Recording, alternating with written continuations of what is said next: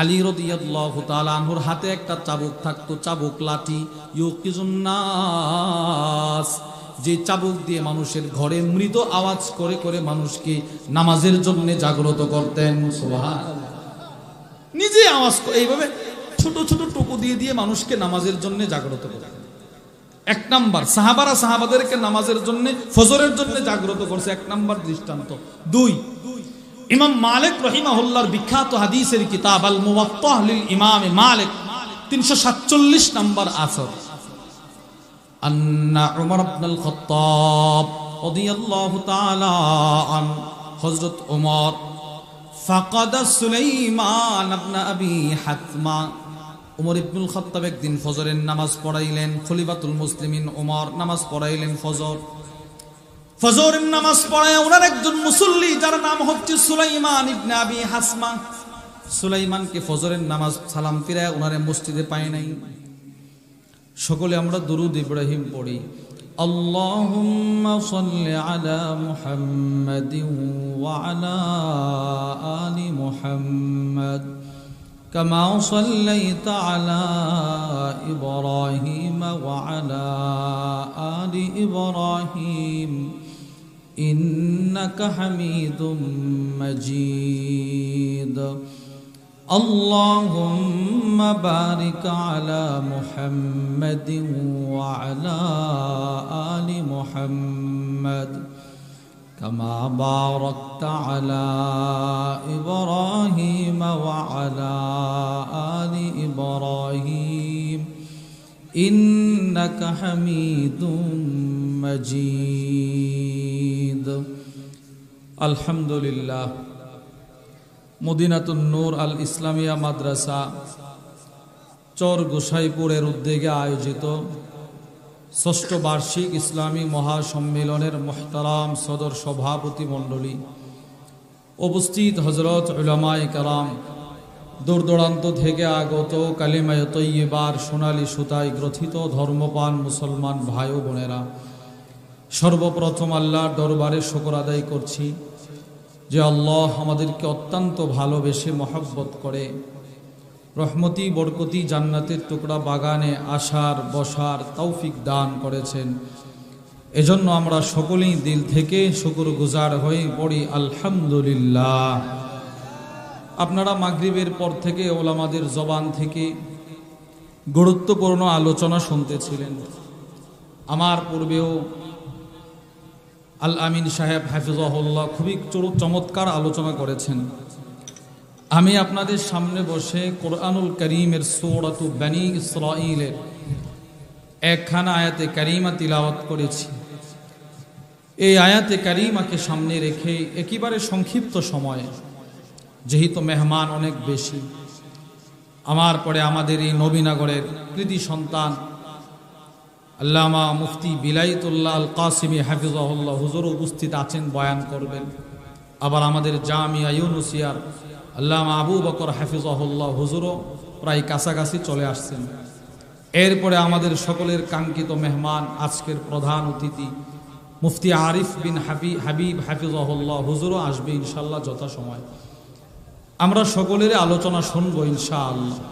মুরব্বীদের ফাঁকে আমি আপনাদের সামনে এই আয়াতে কারিমাকে সামনে রেখে সংক্ষিপ্ত সময়ে কোরআন ও হাদিসের আলোকে গুরুত্বপূর্ণ একটি বিষয়ে কিছু কথা বলার আশা রাখি। ওমা তৌফিকি ইল্লা বিল্লাহ। আল্লাহ তাআলা বলনে ওয়ালা, শ্রবণ করনে ওয়ালা ও ভয়কে আমল ইখলাসের সাথে বলার শ্রবণ করার তৌফিক দান করেন, আমিন। আমার তিলাওয়াতকৃত আয়াতে আল্লাহ রাব্বুল আলামিন 4 ওয়াক্ত নামাজ, জোহর, আসর, মাগরিব, এশা, বলেন জোহর, বলেন আসর, আরে সবাই বলেন না, জোহর, আসর, মাগরিব, এশা, এই 4 নামাজের গুরুত্ব দেওয়ার পাশাপাশি আল্লাহ তাআলা আমার তিলাওয়াতকৃত আয়াতে খুব জোরালোভাবে ফজরের নামাজের গুরুত্ব দিয়েছেন। এই 4 নামাজের দাম যত, এর চাইতে বেশি দাম ফজরের নামাজে।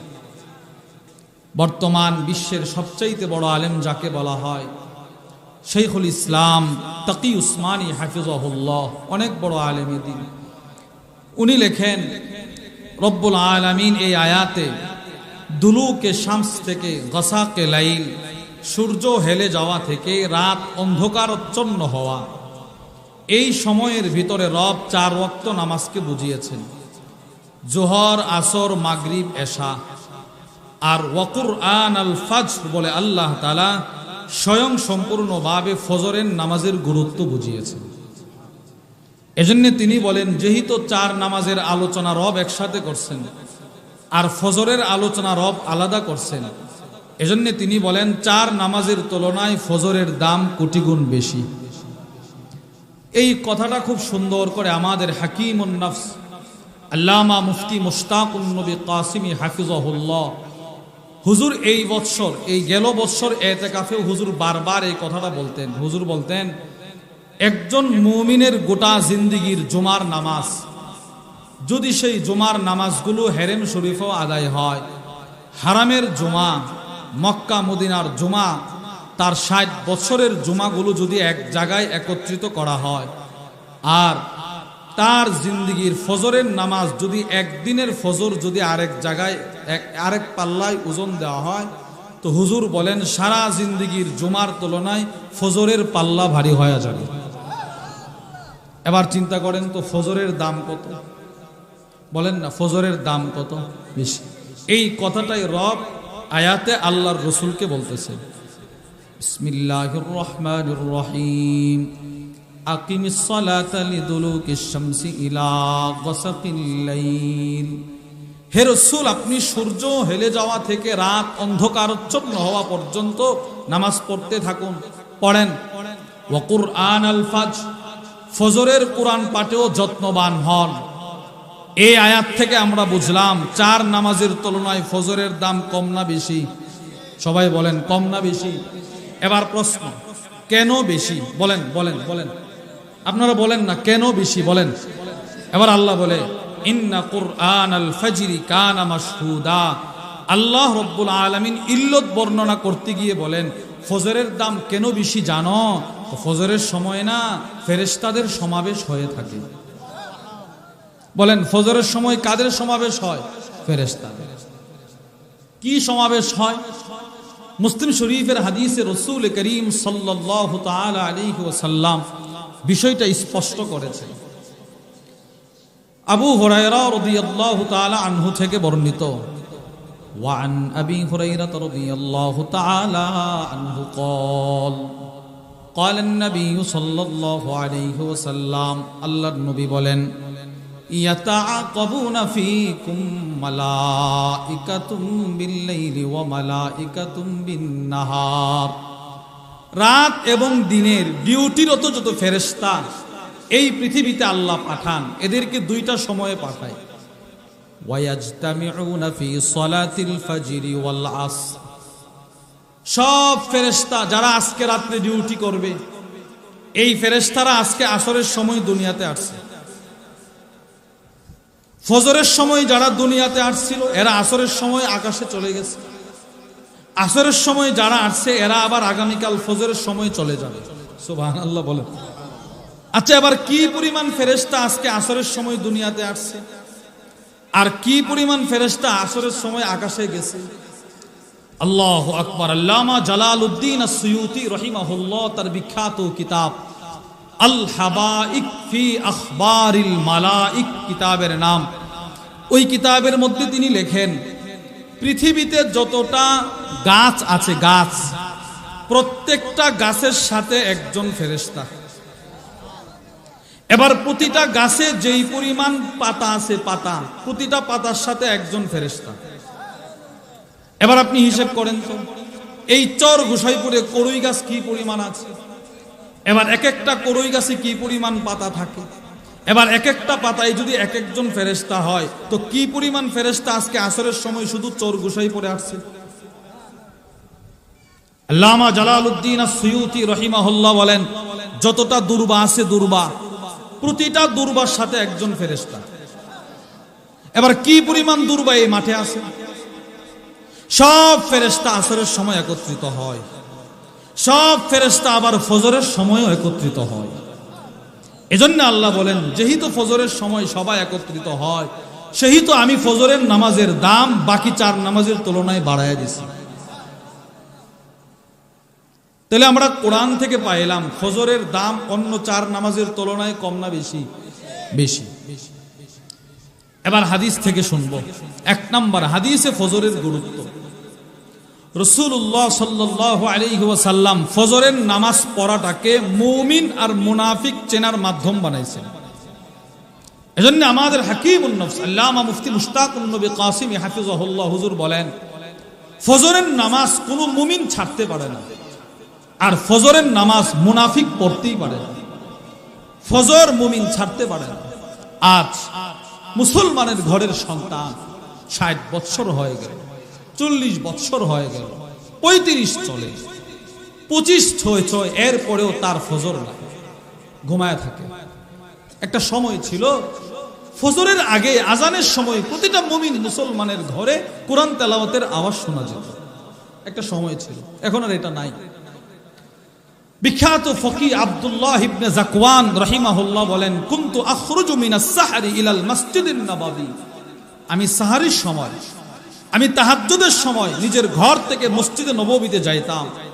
ফালা আমুরু বিবাইতিন ইল্লা ওয়া ফীহি কারিউন, যতটা ঘরের পাশ দিয়ে আমি যেতাম প্রতিটা ঘরে কোরআনের আওয়াজ শুনতাম। কি একটা সোনালী যুগ ছিল। এই যুগ কোথায় গেল? মুসলমানের ঘরের সন্তানের ঘুম ভাঙ্গে সকাল 9টায়, ঘুম ভাঙ্গে তার সকাল 10টায়। তার ফজর যে সে পড়তে পারলো না, তার ভিতরে কোনো ব্যথা নাই, তার ভিতরে কোনো দুঃখ নাই যে আজকে আমার ফজরটা ছেড়ে গেল। আর রাসূল বলেন, ফজর পড়া এটা মুমিনের সিফত, ফজর না পড়া এটা মুনাফিকের আলামত। নাউজুবিল্লাহ বলেন। মুসলিম শরীফের হাদিস।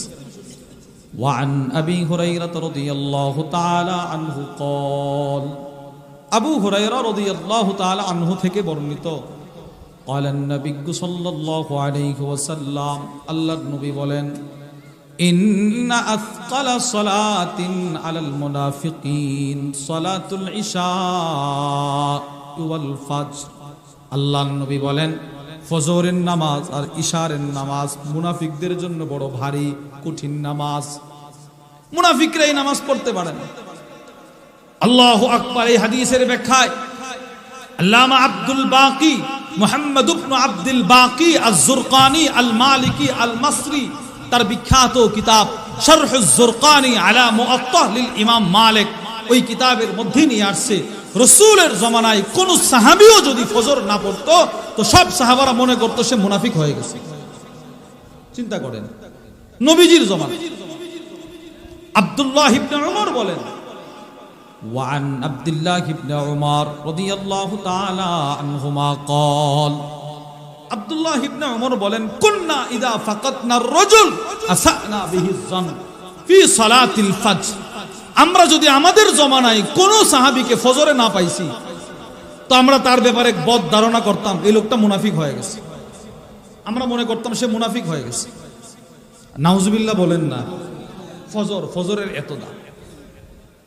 তাহলে আমরা হাদিস থেকেও পাইলাম ফজরের দাম কম না বেশি? বেশি। গুরুত্ব, ফজরের গুরুত্ব। 2, রাসূলুল্লাহ সাল্লাল্লাহু আলাইহি ওয়াসাল্লাম আল্লাহর নবী নিজে ফজরের জন্য রাসূল নিজে নিজের ছেলে মেয়েকে জাগ্রত করতেন, নাতিনতকরকে জাগ্রত করতেন। এই হাসান, ফজর পড়ো, উঠো, ফজরের সময় হয়ে গেল। ফাতেমা, ফজরের সময় হয়ে গেছে। আলী, ফজরের সময় হয়ে গেছে, ঘুম থেকে জাগ্রত হও। নবীজি নিজের পরিবারকে জাগ্রত করতেন। তিরমিজি শরীফের 3206 নাম্বার হাদিস। ভাই মাইকের আওয়াজটা একটু মোটা হয়ে আছে, একটু ফ্যান্ডেল একটু আওয়াজ দেন, একটু চিকন করে দেন। আনাস ইবনে মালিক রাদিয়াল্লাহু তাআলা আনহু থেকে বর্ণিত, তিনি বলেন, ওয়ান আনাস ইবনে মালিক রাদিয়াল্লাহু তাআলা আনহু قال, আনাস ইবনে মালিক বলেন, আন্না রাসূলুল্লাহ সাল্লাল্লাহু আলাইহি ওয়াসাল্লাম কানা ইয়ামুরু বিবাবি ফাতিমা, আল্লাহর রাসূল ফাতেমা রাদিয়াল্লাহু তাআলা আনহার ঘরের পাশ দিয়ে যাতায়াত করতেন। সিত্তাতা আশহুর, ঠিক আছে এখন ঠিক আছে, সিত্তাতা আশহুর, 6 মাস রাসূল নিজে নিজের মেয়ের ঘরের পাশ দিয়া 6 মাস এমন যাতায়াত করছেন, 6 মাস এমন ভাবে যাতায়াত করছেন, ইদা খারাজা ইলা সালাতিল ফাজর, যখন নিজের ঘর থেকে নিজের মেয়ের ঘরের পাশ দিয়া ফজরের নামাজে যাইতেন, নিজের মেয়েরে ডেকে ডেকে বলতেন, আসসালাত ইয়া আহলাল বাইত, ফাতেমা ফজরের সময় কিন্তু হয়ে গেছে, ফাতেমা ফজরের সময় কিন্তু হয়ে গেছে, জাগ্রত হও। আমিও তো বাপ, আমিও তো আমার মেয়েটাকে, প্রাপ্তবয়স্ক মেয়েটাকে কখনো বলি নাই মা উঠ ফজরের সময় হয়ে গেছে। আমি তো আমার ছেলেটাকে আজ পর্যন্ত বলি নাই বাবা উঠো ফজরের সময় হয়ে গেছে। রাসূলের জীবন আর আমাদের জীবনের মিল দেখছেন কি? এইভাবে মিল না। আমাদের আনিসুর রহমান আশরাফি হাফিজাহুল্লাহ হুজুর বলেন, এই জমানার উম্মতের নবীর সাথে মিল হচ্ছে উল্টো, এইভাবে মিল। এইভাবে রাসূল নিজের মেয়েকে ফজরের জন্য জাগ্রত করে, রাসূল নিজের মেয়ের জামাতাকে ফজরের জন্য জাগ্রত করে, রাসূল নিজের নাতি হাসানকে ফজরের জন্য জাগ্রত করে। আমি কখনো জাগ্রত করিনি। রাসূল কেন জাগ্রত করতেন? ফজরের জন্য, ফজরের গুরুত্ব বুঝাইছে। এই যে সামনে নামাজ আসতেছে, ফজরের নামাজের গুরুত্ব বুঝাইছে। রাসূল নিজের পরিবারকে ফজরের জন্য জাগ্রত করতেন, শুধু তা নয়, এক সাহাবী আরেক সাহাবীকে ফজরের জন্য সতর্ক করতেন। সুবহানাল্লাহ বলেন। সাহাবারা সাহাবাদেরকে ফজরের জন্য সতর্ক করতেন। সাহাবারা যে সাহাবাদেরকে ফজরের জন্য সতর্ক করতেন, এই বিষয়ে আপনাদেরকে 4টা দৃষ্টান্ত শোনায়। 1 নাম্বার, ইমাম শামসুদ্দিন যাহাবী রাহিমাহুল্লাহ তার বিখ্যাত কিতাব তারিখুল ইসলাম ওয়া ওয়াফায়াতুল মাশাহির ওয়াল আ'লাম, ওই কিতাবের মধ্যে লেখেন, আলী রাদিয়াল্লাহু তাআলা আনহু প্রতিদিন ফজরের সময় যখন ঘুম থেকে জাগ্রত হইতেন, মসজিদে যখন যাইতেন, উনি ডাকতেন আর বলতেন, ইয়া আইয়ুহান নাস, এই লোক সকল, আসসালাত, ফজরের সময় কিন্তু হয়ে গেছে, জাগ্রত হও, ফজরের সময় হয়ে গেছে। কানা আলী রাদিয়াল্লাহু তাআলা আন ইদা খারাজা মিনাল বাব, হযরত আলী রাদিয়াল্লাহু তাআলা আনহু যখন ঘর থেকে বের হইতেন ফজরের সময়, নাদা, উঁচু কণ্ঠ করে আওয়াজ করতেন আর বলতেন, আসসালাত ইয়া আইয়ুহান নাস, এই লোক সকল, মদিনার লোকেরা ঘুম থেকে জাগ্রত হও, ফজরের সময় কিন্তু চলে যাচ্ছে, উঠো, তাড়াতাড়ি উঠো। ওয়া মাআহু দাররাতুহু, আলী রাদিয়াল্লাহু তাআলা আনহুর হাতে একটা চাবুক থাকতো, চাবুক লাঠি, ইউকিজুন নাস, যে চাবুক দিয়ে মানুষের ঘরে মৃত আওয়াজ করে করে মানুষকে নামাজের জন্য জাগ্রত করতেন। সুবহানাল্লাহ। নিজে আওয়াজ এইভাবে ছোট ছোট টুকু দিয়ে দিয়ে মানুষকে নামাজের জন্য জাগ্রত করতেন। 1 নাম্বার, সাহাবারা সাহাবাদেরকে নামাজের জন্য, ফজরের জন্য জাগ্রত করছে, 1 নাম্বার দৃষ্টান্ত। 2, ইমাম মালিক রাহিমাহুল্লাহর বিখ্যাত হাদিসের কিতাব আল মুওয়াত্তা লিল ইমাম মালিক 347 নাম্বার আসর, আন্না উমর ইবনুল খাত্তাব রাদিয়াল্লাহু তাআলা আন, হযরত ওমর ফাকাদা সুলাইমান ইবনে আবি হাতমা, ওমর ইবনুল খাত্তাব একদিন ফজরের নামাজ পড়াইলেন, খলিফাতুল মুসলিমিন ওমর নামাজ পড়াইলেন ফজরের নামাজ পড়ায় ওনার একজন মুসল্লি যার নাম হচ্ছে সুলাইমান ইবনে আবি হাসমা, সুলাইমানকে ফজরের নামাজ সালাম ফিরায় ওনারে মসজিদে পায় নাই। নিয়মিত মুসল্লি, মনে করেন ইমাম সাহেব যদি দেখে নিয়মিত মুসল্লি হঠাৎ একদিন নাই, ওনার ভিতরে একটা খটকা সৃষ্টি হবে কিনা বলেন? হয়তো অসুস্থ, নতুবা কোথাও গেছে, কি হলো একটু খবরটা নিয়ে আসে। হযরত ওমর সালাম ফিরায় দেখি সুলাইমান মসজিদে নাই। সুম্মা গাদা ইলা সুক, হযরত ওমর সকালে ফজর পড়ায়া দৌড়ায়া তার বাজারের দিকে রওনা দিছে। বাজারের দিকে কেন বাজারের দিকে গেলেন? মাসকানু সুলাইমান বাইনা সুকি ওয়াল মসজিদিন নববী, ওই মুসল্লি যিনি আজকে ফজর পড়তে আসে নাই, তার বাড়ি ছিল বাজার আর মসজিদে নববীর মাঝখানে। বাজার আর মসজিদের মাঝামাঝি জায়গায় ছিল ওই ফজরে আজকে যে আসে নাই তার বাড়ি। হযরত ওমর ইবনুল খাত্তাব তার ঘরের পাশ দিয়ে যাচ্ছিলেন, ফামাররা আলা শিফা, হঠাৎ করে তাকায় দেখে সুলাইমান অনুপস্থিত মুসল্লির মা ঘরের দরজায় দাঁড়ানো।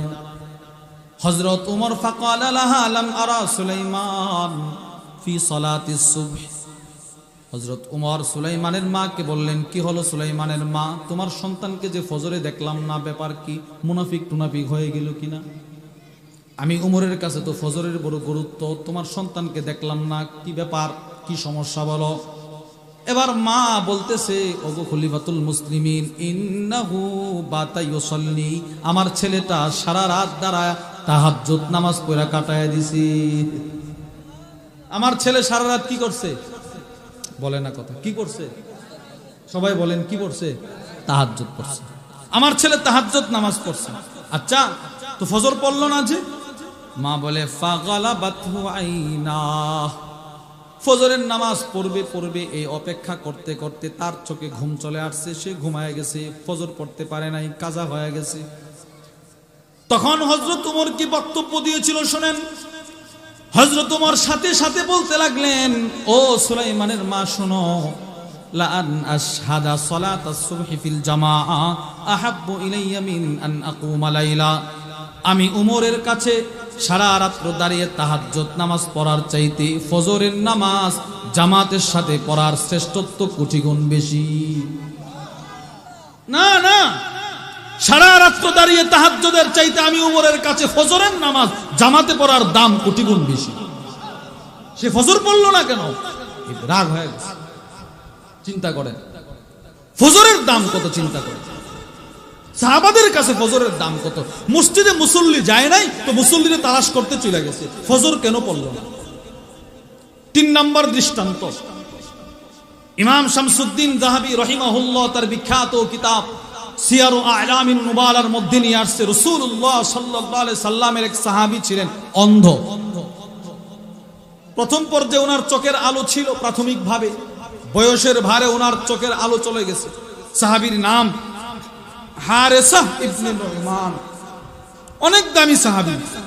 ইমাম শামসুদ্দিন যাহাবী রাহিমাহুল্লাহ লিখেন, আল্লাহর রাসূল মেরাজের রজনীতে জান্নাতে গিয়ে হযরত বেলালের পায়ের আওয়াজ শুনছিলেন, আরেকজন সাহাবীর কোরআন তেলাওয়াতের আওয়াজ শুনছিলেন। তিনি হচ্ছেন এই অন্ধ সাহাবী।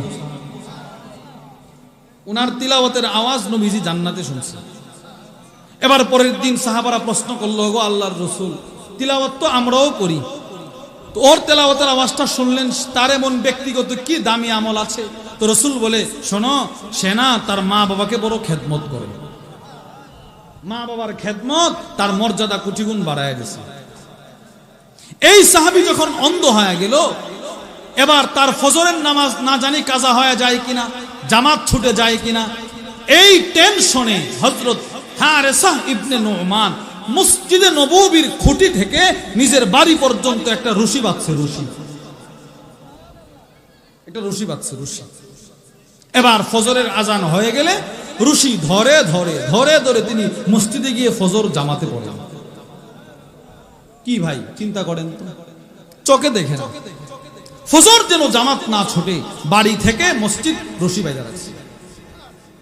4 নম্বর দৃষ্টান্ত, শুআবুল ঈমান আবু বকর আল বাইহাকি রাহিমাহুল্লাহর জগৎ বিখ্যাত হাদিসের কিতাব শুআবুল ঈমানের মধ্যে নিয়ে আসছে, হযরত আবু দারদা রাদিয়াল্লাহু তাআলা আনহু যেই অসুস্থতায় তিনি মৃত্যুবরণ করলেন। আবু দারদা রাসূলের বিখ্যাত সাহাবী, আবু দারদা রাদিয়াল্লাহু তাআলা আনহু যেই অসুস্থতায় মৃত্যুবরণ করলেন, সেই অসুস্থতার সময় তিনি তার পরিবারের লোকদেরকে ডেকে বললেন, শোনো, রাসূল আমাকে যেই সমস্ত বিষয়ে বেশি বেশি ওসিয়ত করেছেন, ওই বিষয়গুলোর ভিতরে আমি তোমাদেরকেও একটা বিষয় ওসিয়ত করতে চাই। সেটা কি? হাফিজু আলা হাতাইনিস সালাতাইন, তোমরা সব নামাজের হেফাজত করবা, পাশাপাশি এশারের নামাজ আর ফজরের নামাজ গুরুত্ব সহকারে হেফাজত করবা। আর আমরা এই 2 নামাজই ছেড়ে দিই। ফজর তো অনেকেই পড়ি না, 4 ওয়াক্ত মুসল্লি যারা, এরাও ফজর পড়ে। কি বলেন, ফজর পড়ার দরকার আছে না নাই? বলেন বলেন, আপনারা কি মনে করেন, ফজর পড়ার দরকার আছে না নাই? এবার প্রত্যেকটা নামাজের কিছু ভূমিকা আছে, ফজরের নামাজেরও কিছু সূচনা ভূমিকা আছে। ফজরের 1 নম্বর ভূমিকা আজান। বলেন 1 নম্বর কি? আবার বলেন, সবাই বলেন। ফজরের 1 নম্বর ভূমিকা। 2 উযু। বলেন 2 নম্বর কি? 3 সুন্নত। 4 ফজরের নামাজ। এবার এই 4টা বিষয় কিছু কথা বলে আলোচনা শেষ করব। 1 আজান। মনে করেন আজকে থেকে নিয়ত করলেন আমি আর ফজর ছাড়বো না, তো নিশ্চিত আপনার ফজরের আজান শুনে ঘুম ভাঙবে। আজানের মধ্যে রব যা রাখছেন, রসুল যা রাখছেন, কেউ যদি শুধু আজানটা লক্ষ্য করে তার জন্য জান্নাতের পথ খুবই সহজ। আজানে কি রাখছে? এক নাম্বার, মুসলিম শরীফের হাদিস, রাসূলুল্লাহ সাল্লাল্লাহু আলাইহি সাল্লাম বলেন, আজান শোনার সময় একটা দোয়া আছে, ছোট্ট দোয়া। এই দোয়া আমার কোন উম্মত যদি পড়ে তার অতীত জীবনের গুনাহগুলো ক্ষমা, তার সগীরা গুনাহ ক্ষমা। আমাদের হযরত ওয়ালা হাকিমুন নফস আল্লামা মুফতি মুশতাকুন নবী কাসিমি হাফিজাহুল্লাহ হুজুরের কাছ থেকে আমরা শুনছি। আবার হুজুরের একজন প্রিয় উস্তাদ আছে হারুন আল মাদানী হাফিজাহুল্লাহ, হুজুরের কাছ থেকে খুব সম্ভবত আমিও শুনেছি, বা হুজুর এই মনটাই বলেছেন যে আপনার সগীরা গুনাহ যখন আজানের দ্বারা ক্ষমা হয়ে যাবে, ইবাদতের দ্বারা ক্ষমা হয়ে যাবে, এখন আর সগীরা গুনাহ নাই, তখন রব কবিরা গুনাহগুলো ক্ষমা করতে থাকবে। وعن سعد بن أبي وقاص رضي الله تعالى عنه قال حضرت سعد بن أبي وقاص বলেন قال النبي صلى الله عليه وسلم আল্লাহর রাসূল বলেন মান قال حين يسمع المؤذن মুয়াজ্জিনের আযান দেওয়ার সময় যারা এই দোয়াটি পড়বে, আশহাদু আল্লা ইলাহা ইল্লাল্লাহ ওয়াহদাহু লা শারীকা লা وأن محمدا عبده ورسوله رضيت بالله ربا وبمحمد رسولا وبالإسلام دينا غفر له ذنبه। আল্লাহর রাসূল বলেন এই দোয়াটা পড়ার সাথে সাথে তার পূর্বের গুনাহগুলো ক্ষমা। দোয়াটা আমার সাথে একবার পড়েন, বলেন আশহাদু আল্লা ইলাহা ইল্লাল্লাহ ওয়াহদাহু লা শারীকা লা وأن محمدا عبده ورسوله رضيت بالله ربا وبمحمد صلى الله عليه وسلم نبيا ورسولا وبالإسلام دينا। নবীজি বলে তোমার গুনাহগুলো ক্ষমা। আরে সুবহানাল্লাহ বলেন না। আচ্ছা, এই দোয়াটা শিখতে আমার কতদিন লাগবে বলেন? এবার এই দোয়াটা আজান শোনার সময় পড়তে আমার কত মিনিট লাগবে বলেন? এখন যে পড়ছেন কয় মিনিট লাগছে? মিনিট লাগছে। রাসূল বলেন তুমি শুধু আজানটা শুনবা আর পড়বা, আমি রাসূল লিখে দিলাম তোমার আগের গুনাহগুলো ক্ষমা হয়ে গেছে। কি ভাই, পড়বো তো ইনশাআল্লাহ? এক নাম্বার। দুই, আল্লাহর রাসূল বলেন, মুসলিম শরীফের হাদিস, আজানে মুয়াজ্জিন যা যা বলে, মনে করেন আপনি ফজর পড়ার নিয়ত করছেন, জোহর পড়ার নিয়ত করছেন, আজানটা শুনবেন, আজানে মুয়াজ্জিন যা যা বলে তুমি যদি তাই তাই বলো আর দিল থেকে বলতে পারো, নবীজি বলেন আমি লিখে দিলাম তুমি মৃত্যুর সাথে সাথে জান্নাতে চলে যাবে। وعن عمر بن الخطاب رضي الله تعالى عنه قال حضرت عمر بن الخطاب বলেন ইদা ক্বালাল মুআদ্দিনু আল্লাহু আকবার আল্লাহু আকবার, মুয়াজ্জিন যখন বলে আল্লাহু আকবার আল্লাহু আকবার, ফাকালা আহাদুকুম আল্লাহু আকবার আল্লাহু আকবার, তখন তোমাদের কেউ যখন বলে আল্লাহু আকবার আল্লাহু আকবার, অল্প সময়ের জন্য মনে করেন আমি মুয়াজ্জিন, মুয়াজ্জিন আজানে যা যা বলে আপনারাও তাই তাই বলবেন। পার্থক্য, মুয়াজ্জিন বলবে হাইয়া আলাস সালাহ, আপনারা পড়বেন লা হাওলা ওয়ালা কুওয়াতা ইল্লা বিল্লাহ। মুয়াজ্জিন বলবে হাইয়া আলাল ফালাহ, আপনারা বলবেন লা হাওলা ওয়ালা কুওয়াতা ইল্লা বিল্লাহ। ঠিক আছে ইনশাআল্লাহ? বলেন আল্লাহু আকবার আল্লাহু আকবার, আশহাদু আল্লা ইলাহা ইল্লাল্লাহ। আপনারাও এটা পড়বেন আশহাদু আন্না মুহাম্মাদুর রাসূলুল্লাহ। এবার হাইয়া আলাস সালাহ, লা হাওলা ওয়ালা কুওয়াতা ইল্লা বিল্লাহ, হাইয়া আলাল ফালাহ, লা হাওলা ওয়ালা কুওয়াতা ইল্লা বিল্লাহ। মুয়াজ্জিন বলবে আল্লাহু আকবার আল্লাহু আকবার, আপনারাও বলবেন আল্লাহু আকবার আল্লাহু আকবার। মুয়াজ্জিন বলবে লা ইলাহা ইল্লাল্লাহ, আপনিও বলবেন লা ইলাহা ইল্লাল্লাহ। আল্লাহর রাসূল বলেন আজানে মুয়াজ্জিন যা বলল তুমিও যদি দিল থেকে বলতে পারো, দাখালাল জান্নাহ, সোজা জান্নাতে চলে যাবে। মুসলিম শরীফের 736 নম্বর হাদিস। এবার আজানের 3 নাম্বার কি রাখছে? আজানে 3 নাম্বার, আজানের পরে কেউ যদি একবার রসুলের উপরে দরুদ পড়ে, দরুদ, নবীজি বলেন আল্লাহ তার জন্য 10টা রহমত বরাদ্দ করেন। وعن عبد الله بن عمرو رضي الله تعالى عنهما قال النبي صلى الله عليه وسلم الله الرسول বলেন ইদা সামি'তুমুল মুআদ্দিন, তোমরা যখন মুয়াজ্জিনকে আযান দিতে শোনো, ফাকুলু মিসলা মা ইয়াকুল, মুয়াজ্জিন যা বলে তুমি তাই বলো। তুম্মা সাল্লু আলাইয়া, অতঃপর তোমরা আমার উপরে দরুদ পড়ো। শুনো শুনো, ফা ইন্নাহু মান সাল্লা আলাইয়া ওয়াহিদা, আমার উপরে কেউ যদি আজানের পরে একবার দরুদ পড়ে, আজানের পরে সময় ছাড়াও অন্য সময় একবার দরুদ পড়ে, আল্লাহ তাআলা সাল্লাল্লাহু আলাইহি বিহা আশারা, আল্লাহ তার জন্য 10টা রহমত বরাদ্দ করে দেয়। আচ্ছা, এই হাদিসটা শোনার পরে আপনি কি পরিমাণ খুশি হয়েছেন বলেন? না, আপনি হন নাই। এটা আমরা শুনতে শুনতে আমাদের এটা অ্যাভেলেবেল হয়ে গেছে। রসুলের কাছে যেদিন জিবরিল এসে বলেছিল, ওগো আল্লাহর রসুল, আপনার কোনো উম্মত যদি একবার আপনার উপরে দরুদ পড়ে আল্লাহ 10টা রহমত দিবে, রসুল এই পরিমাণ খুশি হইলেন। রসুল খুশি হয়ে এমন একটা সেজদা দিলেন, সেজদা থেকে মাথা উঠায় না, ঘন্টার পর ঘন্টা চলে যায়। সাহাবারা মনে করছে নবীজি মারা গেছে।